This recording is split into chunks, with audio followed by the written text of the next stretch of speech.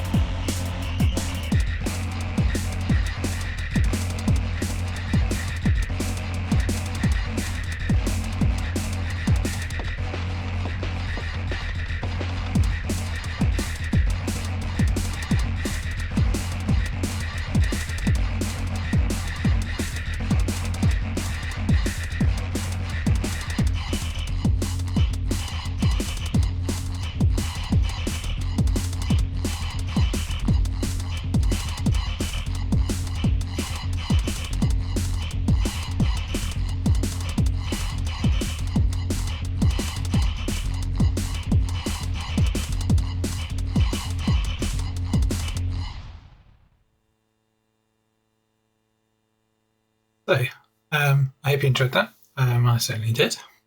And I think it does prove that, yes, you can do drum and bass with this kind of setup. Now, given that that wasn't synced, so the drums were not synced then to the bass, noticeable in some parts, other parts you couldn't really notice. But the main thing is, did it sound cool? Did you enjoy it? Those are the main questions. What I'd actually do to this to properly sync the SP to the modular, is I probably would just have the FH2 sitting outside, the standard MIDI TRS out from the SP404, block in the FH2 from expert sleepers, and then an output from that going into the clock input of the Horologic Solar, and then everything will be nicely in sync. So a little bit about the drum and bass patterns. Let's turn that off. Getting lots of compression noise coming through here. So on the SP404, this is the beauty of having the SP404 here. This is always kind of end of chain, and it's normally just acting as my audio interface for the modular when I've got the drums and I've got the bass all coming, sounds coming from here. Straight clean pass through to the computer that's actually doing this recording. But you can use the effects on this, and you can also then inject the patterns. And you could have drums coming on here, or you could have other samples from here, and I've mixed in with the modular as well. Now, to get that to work with these two devices setup, I did use some compression and some EQ on the drums to get them to sound and punch through, because obviously I don't have the ducking capabilities that I have within the modular here. There is the 303 vinyl sim, and it does an okay job at doing a little bit of that compression and ducking for you. But as you can hear from the jam we just did, it sounded pretty good to me, and hopefully it did the same for you. So let's just check one of these patterns out. So let me just go into. Oh, so that's not right, is it? Let's turn the sound. No, that's a good effect, I think. Right. I can talk over the beat as it's going, but on the SP404, standard drum and bass pattern is the kick is on the 1 and 11, snare is 5 and 13, and then the hats go wherever you like. And I've got basically 2 bars of patterns here, and this is at a tempo of 174 at the moment, which is my favourite tempo for drum and bass. Now, you can play around with all of that. That's not saying that's all the passive drum bass. I mean, that genre of music, there's so many different patterns you can do, but that is your bare bones basic drum and bass pattern that you can evolve from that point forwards. You can add additional snares in, you can add additional kicks, different snare pattern, different hat patterns, and yeah, world's your oyster really with that. 1 and 11 for kick, 5/13 for snare is your bare bones drum and bass pattern, in and around 174, but you can go as low as 160, you can go as high as 180. It's all open for interpretation and how you like it. Now, for the bass that we use for that, no real changes from the bass that I use for the kind of techno or EDM tunes that I do. You did see me play around a little bit more with the envelopes here to get more of that kind of droning or that longer kind of ringing out of one of the oscillators here from the Dimensions MK3. Mixing a little bit of the rample as well, so playing around with those settings. Didn't really touch the dark matter. It's all standard. I did this one, I turned down the treble a little bit just to make that fit in the mix. Similar settings on the dynamics for the compressor for the sound coming out, a little bit less saturation, so the drums from the SP punch through a bit more, and say modulation and so on. But yeah, so I think if you enjoy that, drum and bass is possible with this kind of setup. You just might need some external syncing capability for that. But anyway, if you enjoyed, see you in the next one.